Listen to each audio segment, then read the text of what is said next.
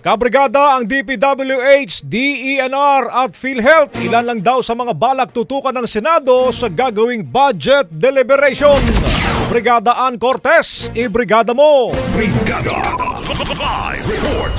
Target ng tutukan ng liderato ng Senado sa pagsisimula ng budget deliberation ang mga proposed budget ng Department of Public Works and Highways, Department of Environment and Natural Resources at maging ng PhilHealth Insurance Corporation.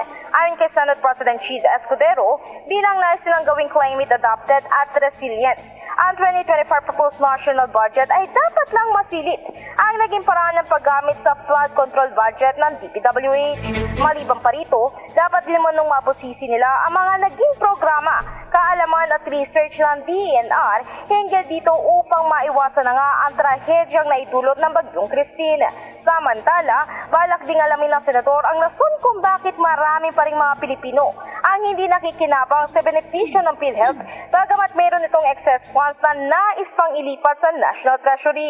Maaalala, mamayang alas 3 ng hapon nakatakda ang resumption ng sesyon ng Senado. In the heart of changing lives, ito si Brigada Ann Cortez ng 105.1 Brigada News FM Manila, The Music News of Sports. Rapido, Brigada Balita Nationwide.